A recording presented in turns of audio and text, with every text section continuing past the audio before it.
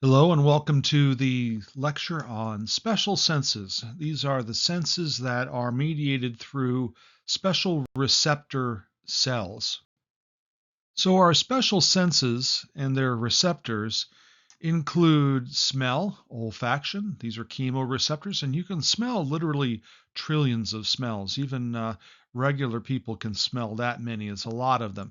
Routes through cranial nerve 1 into a special olfactory processing area and is intimately connected with the limbic system in terms of emotion, memory, and so forth, the diencephalon area of the brain.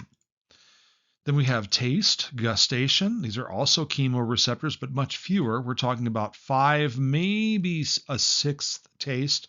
They have 3 cranial nerves, 7, 9, and 10, the facial, glossopharyngeal, and the vagus. Then we have vision. Those are photoreceptors. These route through cranial nerve 2, the optic nerve, and route through the thalamus to the occipital lobe. Then we have hearing.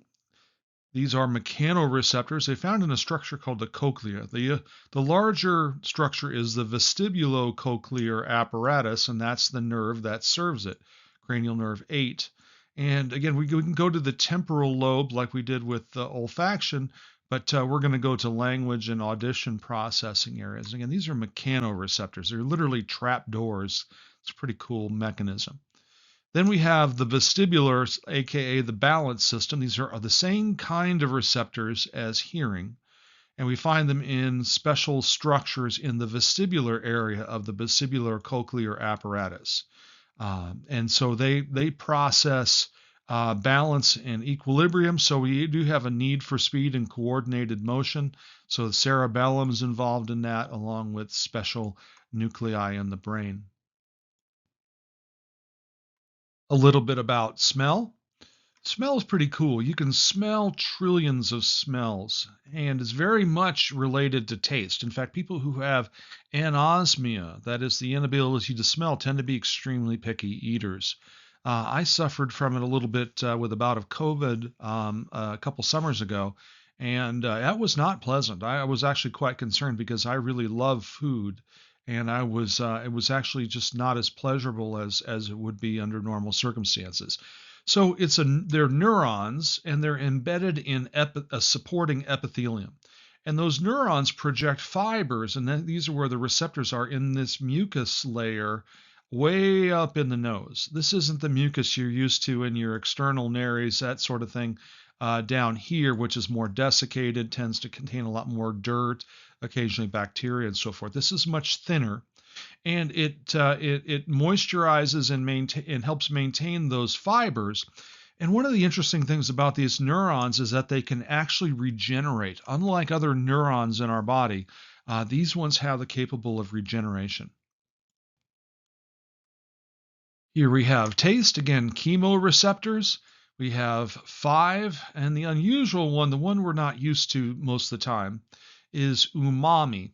Umami is mediated by glutamate. If you've ever heard of monosodium glutamate, it's amino acid.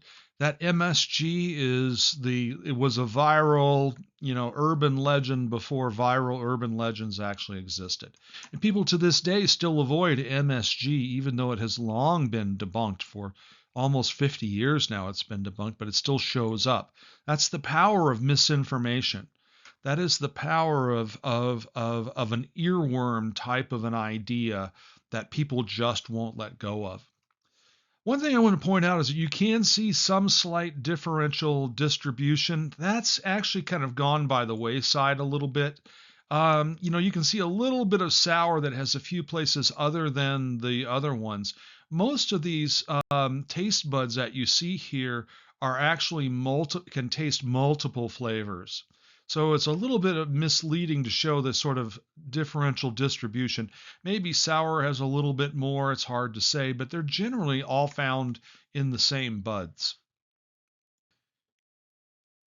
And taste buds are the sensory organs. They contain the chemoreceptor cells, and each cell has a dedicated flavor to which it is sensitive.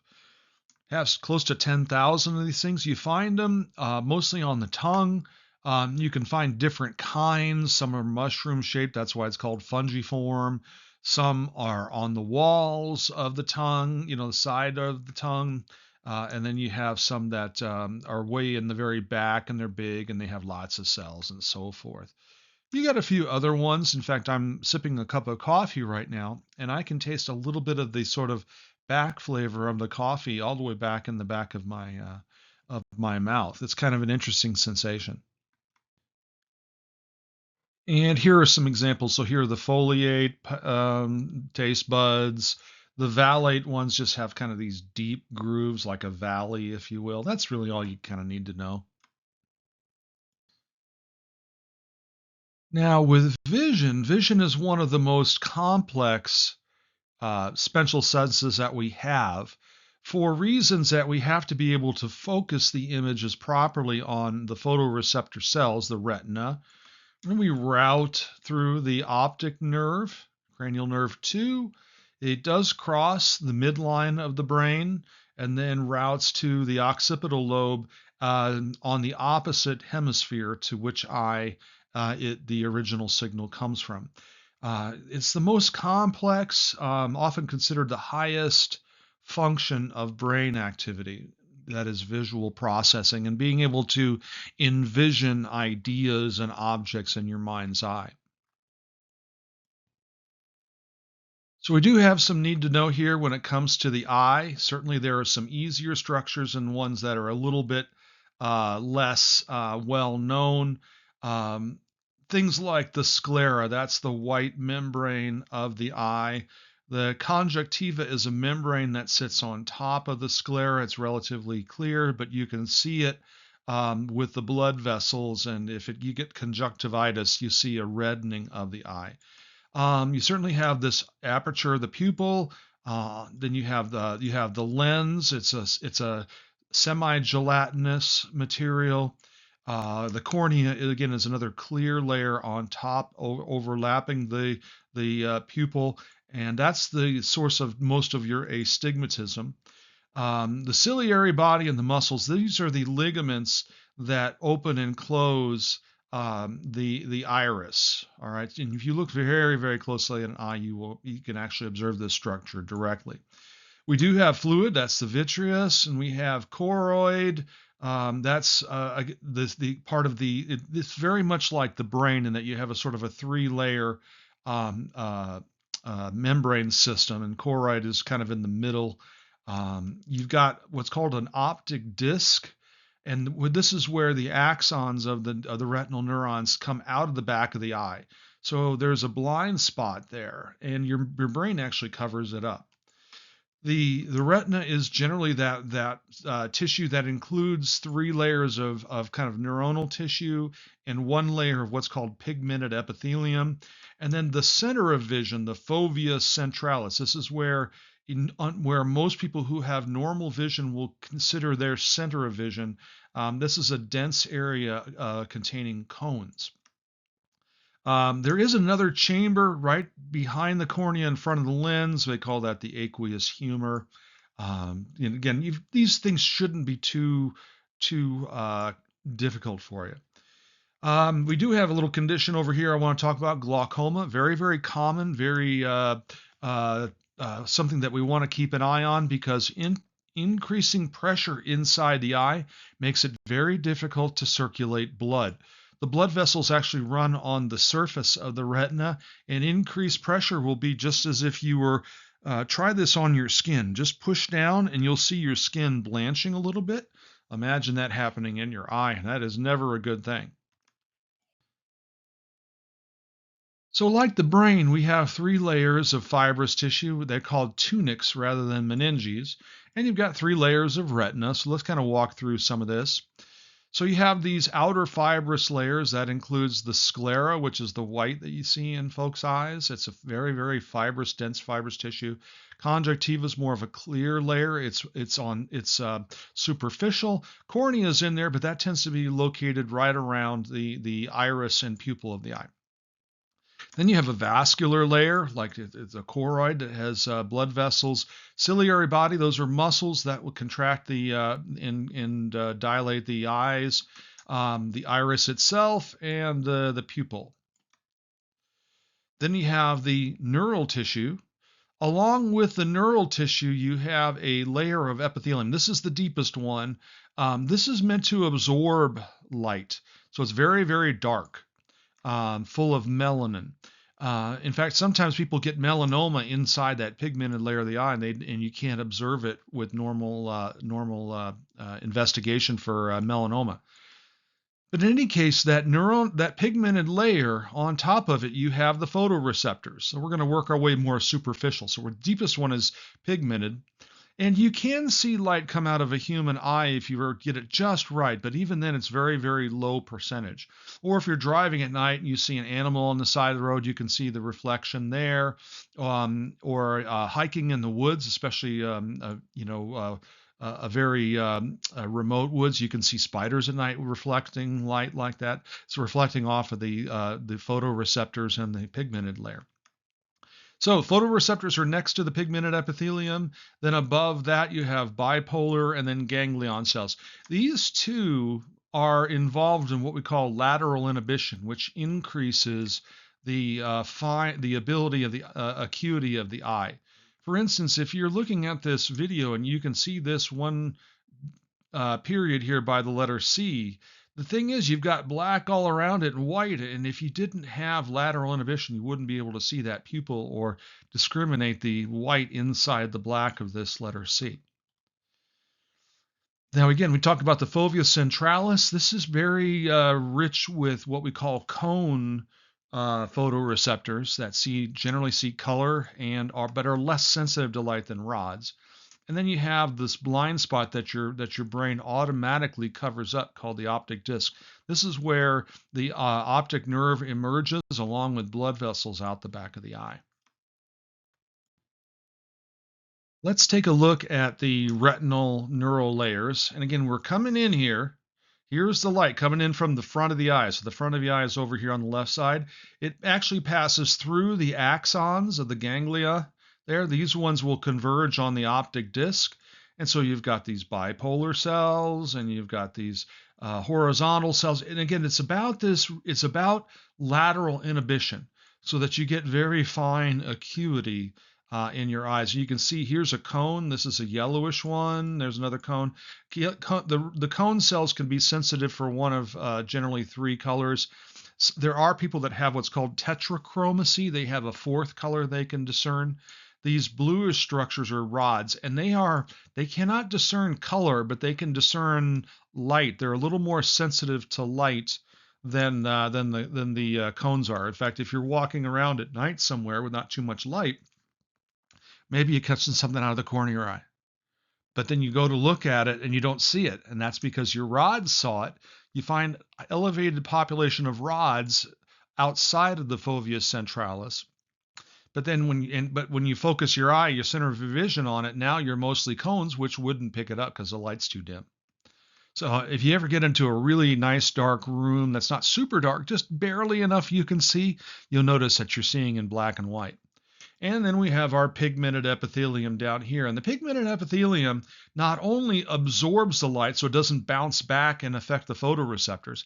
That's one of the problems with people with albinism. If they are true albinos, they don't have any melanin in this layer, and the light reflects back and causes a haziness. The other thing that the pigmented epithelium will do will absorb fragments of used photoreceptors. So as these cells go, they actually have to synthesize new discs, and they slough off the old ones, and the pigmented epithelium will absorb it. So here we talk about rods. Again, can only see in black and white. They're more sensitive to lower light. The pigment that they contain, it's a special kind of a proteinaceous. It's a derivative of vitamin A. That's why vitamin A is relatively important, but you don't have to eat tons of it. But that vitamin A contributes to this pigment called rhodopsin. And we have many more rods and cones, and they tend to be distributed more outside of the fovea centralis. Cones, again, the center of vision. This is your sharpest. You really can only see about 1.5% of your overall field of view in focus at any time. And so what you do is your eyes actually move around and your brain sort of kind of holds on to an image and kind of in a way it sort of does a little bit of post-production processing. So most of your cones are in the middle and you kind of shift your look around and that's how you see or how you seem to feel like you're seeing everything in sharp focus. You do have three pigments, red, green, and blue. Turns out red and green are found on the X chromosome, and that's why men, genetic males, XY, tend to have a higher incidence of red-green color blindness due to the fact that those genes are present on the X chromosome. So that's the eye. Now let's talk about some of the accessory structures. Certainly the eyelids, palpebrae. So the eyelashes help to keep foreign objects out of the eye. Eyebrows are actually a sensory organ.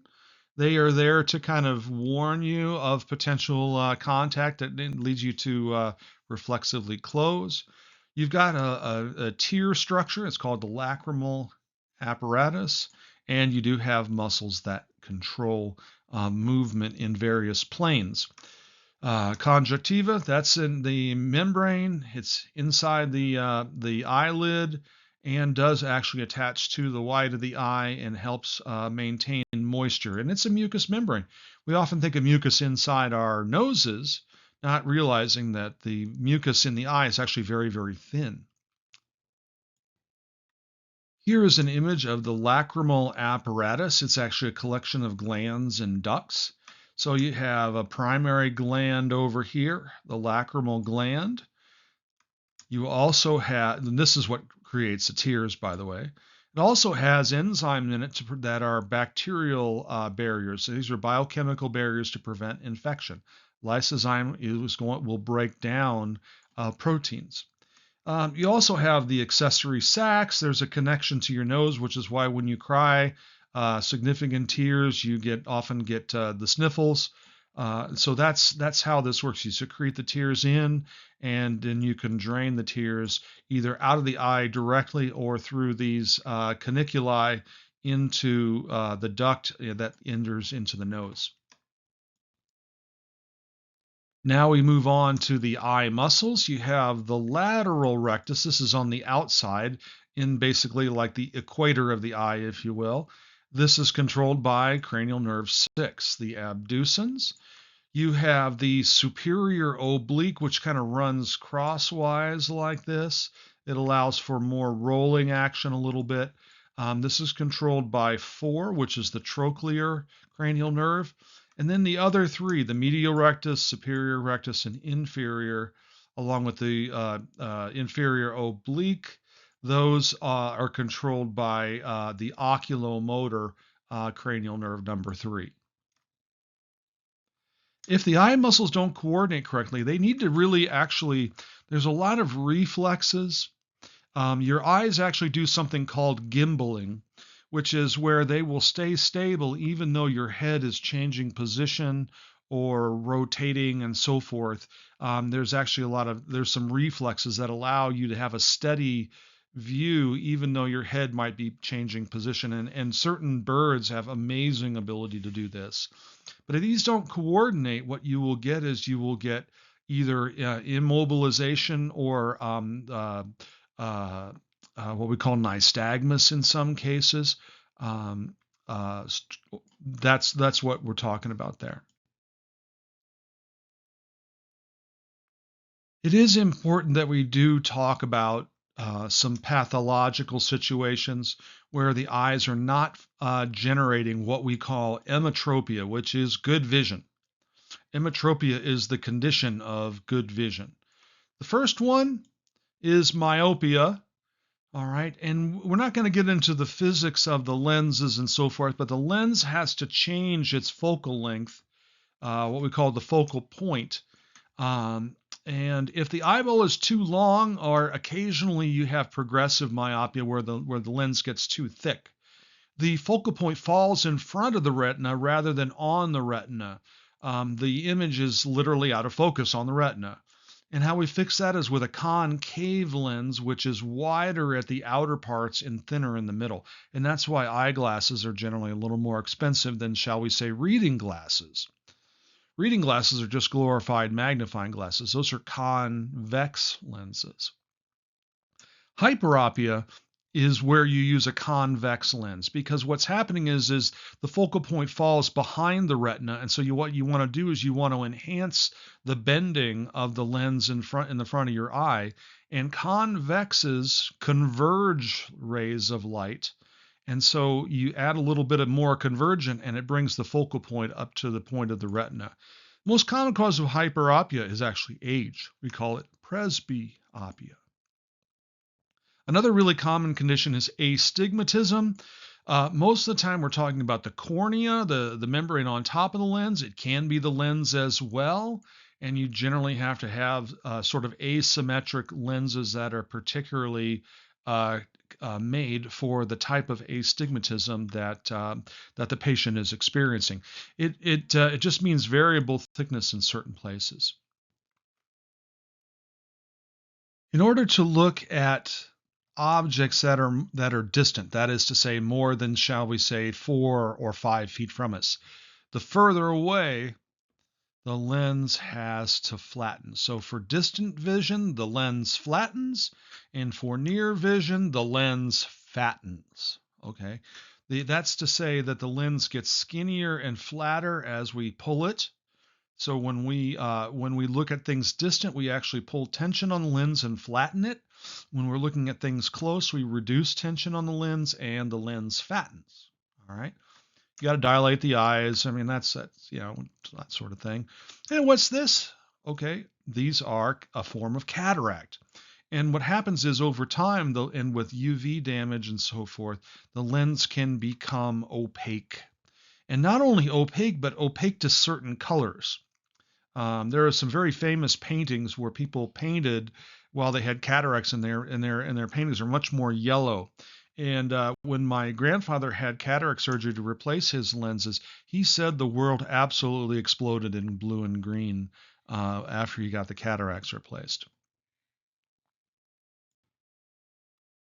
And so looking at close vision, the lens fattens. It bulges right in the middle here, in the midpoint. Yes, the iris will constrict a little bit, and the eyes will kind of cross a little bit. They'll move medially. This is all part of the parasympathetic nervous system, because eye constriction is a parasympathetic effect. What happens is when an object is close to us, the rays of light are moving more divergently, and so you need more bending power on this lens. And so you release tension on the lens and it will get fatter in the middle, bend light more in order to create a focused image. This shifting of fattening and flattening to look at near and far. And if you want to do the experiment, put your hand about in front of your face and look at it. You'll notice that the objects in the distance are blurry. And if you look at the objects in the distance, you'll notice your hand is blurry. That's called accommodation. You have to change the thickness of this lens by pulling on it or releasing it in order to change the focal strength of that lens. Let's try another experiment. Bring your hand, again, start about a foot away. It should be a nice, clean, sharp focus, and bring it closer to you. And you'll notice that as you get closer and closer, that what will happen is there will be a point where it no longer stays nice and sharp. It gets blurry.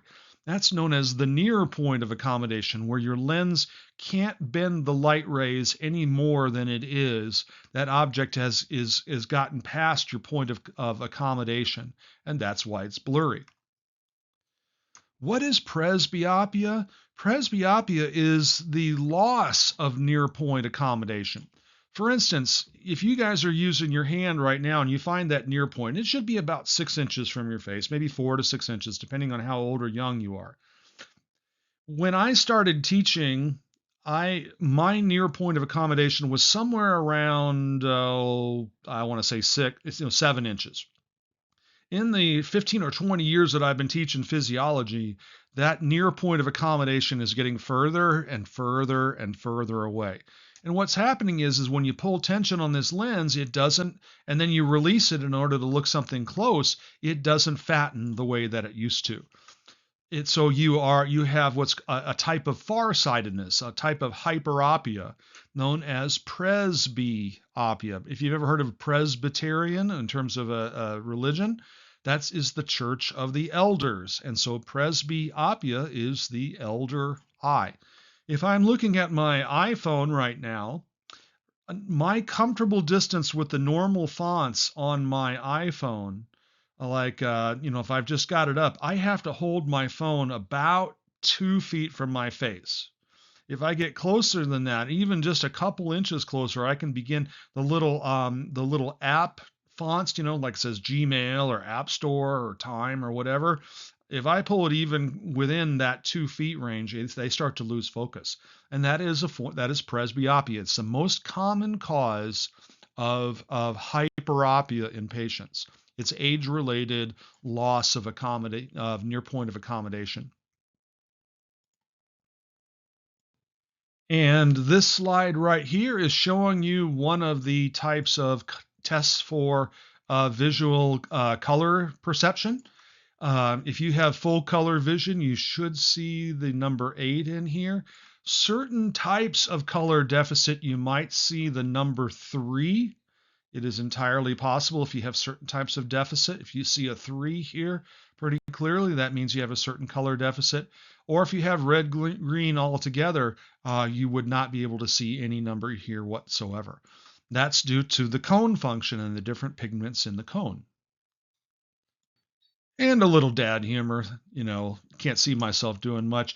That just reminds me to tell you that there is a lot of neural processing that goes into vision in terms of being able to see in 3 dimensions, as well as being able to see objects in your mind's eye without actually having to look at it directly. Pretty amazing talent when you think about it. The ear is actually quite a fascinating structure, a combination of air passages, uh, conductive bones, fluid passages, and these really cool receptor cells called hair cells. And we have 3 zones of the ear. You have the external ear, which includes the canal of the ear, all the way up to what's called the tympanic membrane, also known as the eardrum. What we are doing here is we are bringing in air waves, and air waves are waves of compression of air molecules or whatever gas you might be in. It ought to be air, or you might be in trouble. What we call compression and rarefaction. That causes a wiggling that is then transferred mechanically to the fluid in the vestibulocochlear apparatus and then is picked up as sound.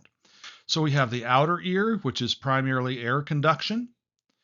We have the middle ear, which is mechanical conduction through these 3 bones we'll look at a little more closely in a second. And then we turn it into fluid waves inside the vestibulocochlear apparatus, the inner ear. So this is the inner ear, the middle ear, and the outer ear. If you have an ear infection in the outer ear, that would be otitis externa. All right. If you have an infection in your middle ear, like sometimes if you get the flu or something and your ears feel clogged up, it's usually otitis media. And you don't have otitis interna. That would probably be something like a neural infection or Meniere's disease or something like that. The cochlea that's a word for snail. That's your hearing part, and then you have the semicircular canals and the vestibules, which are involved in the positioning and movement of the head. So this middle ear. So here's the eardrum, the tympanic membrane. You have the hammer, which is also known as the malleus. You have the anvil, which is called the incus. And then you have this really cool bone called the stirrup, also known as the stapes.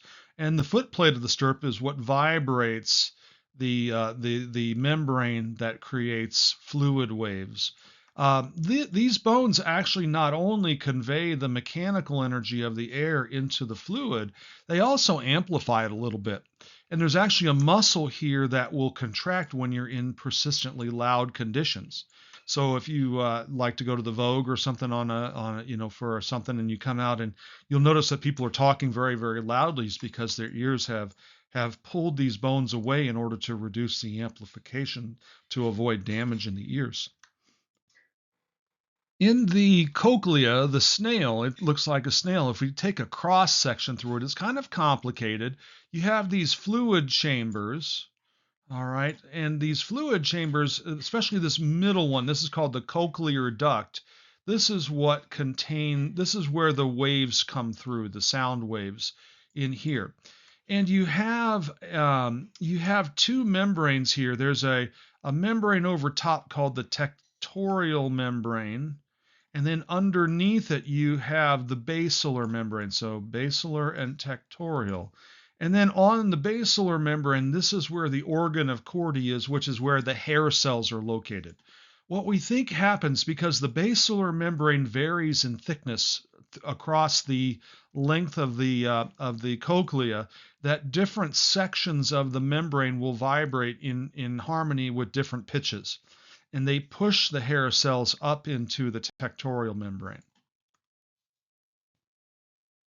Once we've created action potentials from the cochlea, we send them up into the brain, crosses the midline, up through the thalamus, and to the auditory cortexes. There's a primary and a secondary one, that sort of a thing. So it comes up into the spinal cord, crosses the midline, and then routes through the thalamus to the auditory processing areas.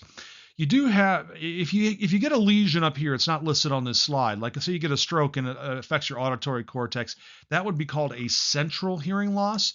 Or if you have a problem with the nerves in here for some reason, that would be central.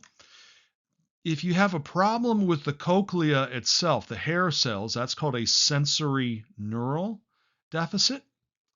Sometimes people lump in the neuron or the nerves as well, but you give or take. Well, any of the nerves we'll just lump into sensory neural. How's that? And then we have conduction, which is either the outer ear or the middle ear. Like maybe you have a big old cotton ball stuck in your ear, or you have an earplug. That would cause what's called a conductive hearing loss. Or if you have otitis media and there's fluid in your middle ear, conductive hearing loss. Interestingly enough, when you test for bone sound conduction, if you take a tuning fork and you use that tuning fork and you put it on the skull, on the midline of the skull, if you have a conductive hearing loss, you'll actually hear sound louder in the affected ear. Whereas a sensory neural, that will be the opposite. You'll have a deficit in the ear no matter what kind of sound you're listening to, whether it's air or bone conduction sound. In the macula, also known the utricle and saccule, these are chambers.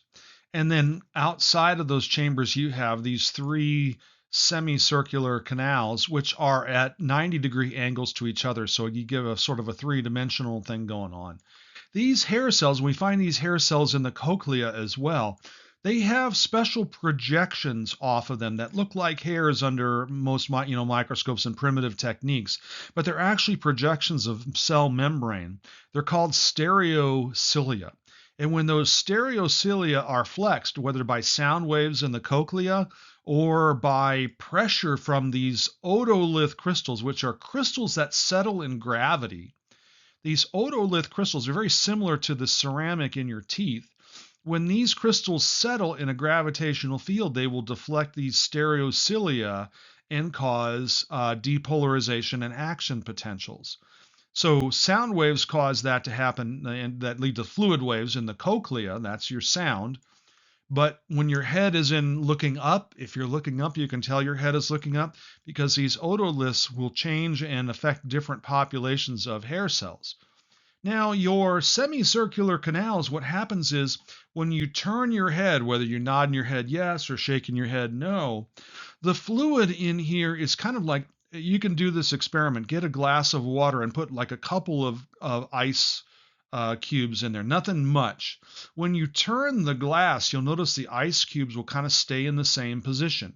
Think of the glass as your skull, and think of the fluid in the ice as the fluid in these semicircular canals. So if you turn your head left, the relative current, because the fluid doesn't move, is right. And so that relative current will displace these hair cells, and that's what gives you a sense of head rotation. Now, you could also take somebody and put them in a barber chair or something and spin them around and spin them around and spin them around. And when you stop, what you'll see is that they'll have vertigo and you'll see their eyes tracking in an unusual way. That's because the head is stopped, but the fluid keeps moving. It's a function of inertia. So when you move your head and the fluid is stopped, you get a relative current. Or if you get that fluid, spinning like when you spin a patient for 20 or 30 seconds and then you stop, the fluid will keep moving that way as well. So any displacement of these hair cells will lead to signals, and then your eyes will attempt to compensate. That's what we call nystagmus. And wrap up here. I think I have some hearing loss in one of my ears. I know this feeling. So which year is it? 2021. Okay, well, now it's 2025, but that's the goal here. There's a lot more here, and I would love to spend more time with it. But being an entry level class, and you've got a lot of material to deal with, I hope you've enjoyed this brief tour of the special senses. Thank you for your time. As always, bring your questions, and I'll be happy to answer them as best I can. See you soon.